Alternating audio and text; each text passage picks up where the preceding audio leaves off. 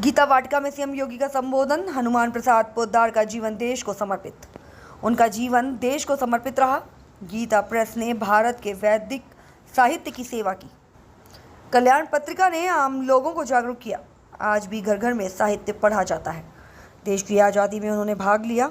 उन्होंने हमेशा समर्पण भाव के साथ काम किया। उनका बलिदान देश के लिए बड़ी प्रेरणा। गोरखपुर से ब्यूरो रिपोर्ट। पहला देश, फिर धर्म, फिर अपनी जाति और समाज और फिर अपना परिवार। ये चार प्रकार की प्राथमिकताएं अगर हम तय कर लें, कुछ भी हो, हम अपने देश के हितों के प्रति किसी भी प्रकार के षड्यंत्र को स्वीकार नहीं करेंगे। अगर हर भारतवासी इस संकल्प के साथ जुड़ जाएगा, भारत को दुनिया की ताकत बनने से कोई रोक नहीं पाएगा। यही तो संकल्प था सरदेव भाई जी का। यही आध्यात्मिक साधना थी जो सनातन धर्म को पुष्ट करने के लिए, जिसे लेकर के यहां लंबे कालखंड तक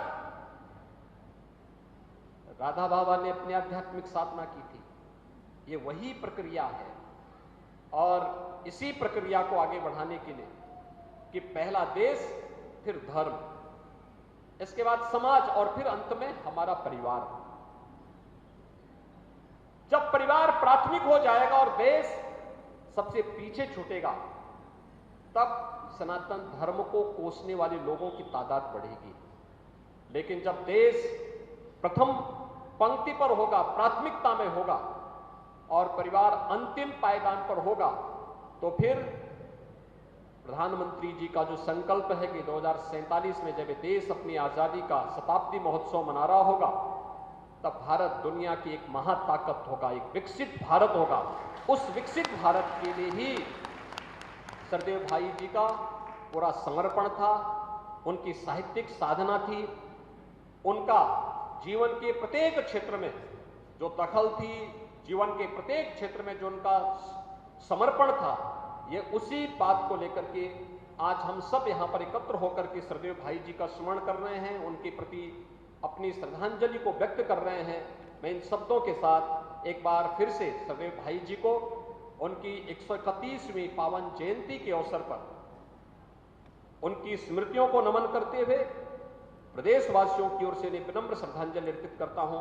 आज भारत स्वतंत्र है। स्वतंत्र भारत में आज देश के अंदर जिस प्रकार का नेतृत्व है, वह भारत और भारतीयता के लिए समर्पित है। भारत के मानबिंदुओं की पुनर्स्थापना का कार्य जो वर्षों से लंबित था, कई 100 वर्षों से लंबित था, दशकों से, शतकों से जिसकी प्रतीक्षा लोगों को थी, वे कार्य एक एक करके पूरे होते हुए दिखाई दे रहे हैं।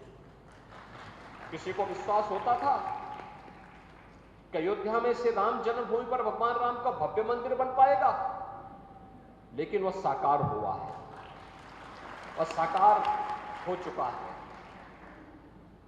किसी को विश्वास होता था कि काशी की संकरी गलियों में इतना बड़ा बाबा काशी विश्वनाथ का इतना बड़ा धाम, काशी विश्वनाथ धाम के नाम पर बन पाएगा। आज आप काशी में जाइए, आपको एक विस्तृत धाम वहां देखने को मिलेगा। आप विंध्यवासिनी धाम में जाइए, वहां पे आपको इस प्रकार का स्वरूप मिलेगा। भारत की सबसे बड़े सांस्कृतिक आयोजन कुंभ, जो अव्यवस्था, अराजकता और गंदगी का पर्याय बन चुका था, भगदड़ जिसकी नियति बन चुकी थी, आज सुव्यवस्था, स्वच्छता और सुरक्षा का एक मानक, भव्य और दिव्य कुंभ के रूप में दुनिया के सामने अपने आप को प्रस्तुत करता है। ये नए भारत का वह चित्र है जो न केवल आध्यात्मिक, न केवल भौतिक दृष्टि से दुनिया की एक महाताकत बनने की ओर अग्रसर है, बल्कि अपनी विरासत का सम्मान करते हुए आगे बढ़ रहा है।